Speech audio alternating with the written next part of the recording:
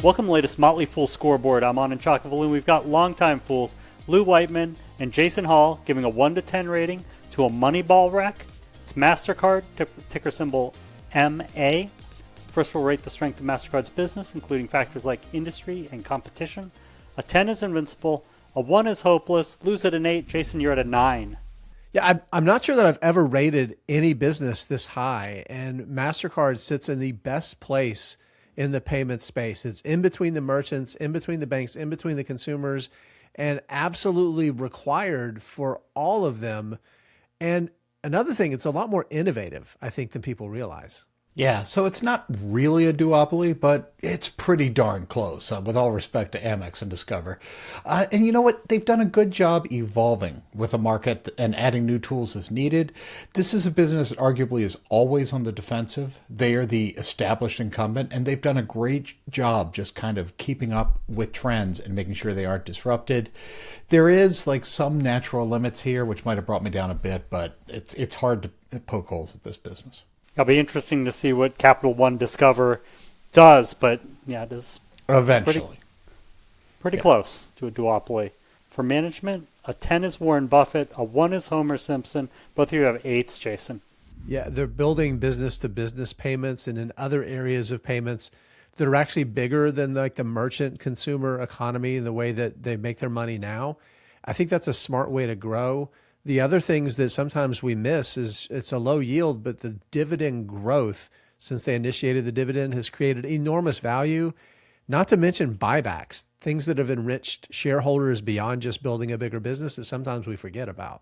Yeah, so, it's funny because I don't know if the CEO, Mike Malbec, gets enough credit for the job done, just making sure this business isn't disrupted. I also really like that MasterCard has kind of been more aggressive than Visa internationally, so they are on the offensive the best they can. Really, though, at the end of the day, this business just needs a caretaker who isn't asleep at the wheel and who sees what's coming. All that and more. There's no one here that built this business, but they're doing a great job maintaining it. Right. For financials, a 10 is a fortress. A 1 is yikes. Both of you have 8s, Jason. Yeah, I don't want to steal all of the amazing things to say about the business, but if you start looking in the margins, like you see its net margins, most businesses would love to have those as their gross margins. It's exceptionally cash generative. And even as it's had to kind of play the game and cede some fees to merchants in recent years, its margins continue to expand. Debt has grown, but so has cash flows. It could take a year of free cash flow and maybe 40% of the cash on its balance sheet and pay off all of its debt. It still have $7 billion in spare cash on the books. This is a very financially strong business. Yeah, what's not to like? If my personal pick, 55% operating margin. Wow. Are you kidding me? So solid growth for a large company, and all that free cash flow, they have reduced their share count by 10% over the last 5 years. Like to see that. I'll ding them a bit on that debt. I agree with Jason. I think it's a choice, not a albatross, but it is twice to cash on the balance sheet. No concerns here, though. Overall, just solid, maybe a little boring, but solid. An 8. All right, Lou, let's move on to valuation. How well will MasterCard stock do over the next 5 years, and how safe is it?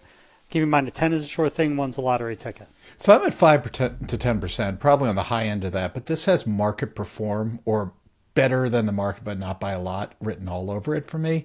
That's not bad, along with that little bit of a dividend that it would be nice to see that go up, and the history of bringing down the share count. For safety, I'm at an 8. Yes, maybe one day crypto will eat its lunch or something else will eat its lunch, but it's hard to imagine the world without MasterCard. Yeah, Lou, I mean, if past this prologue, that 5 to 10% probably makes sense. And on the higher end, I think it's going to be better. I'm thinking 10 to 15%, same safety score. We've had subpar returns for the business over the past 5, but a lot of it was valuation getting a little crazy and then kind of coming back down to earth more recently. I think it outperforms from here. If you look at its earnings and cash flow multiples, it trades for a nice discount to the 10-year averages.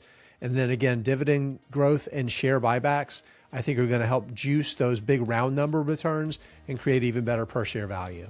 Thank you to both Jason and to Lou.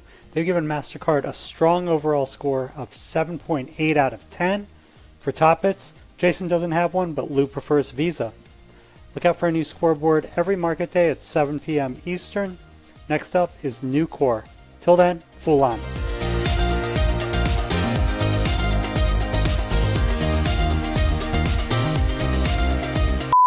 Yeah, it's funny. If we were doing Visa, I probably would have topped it with Mastercard.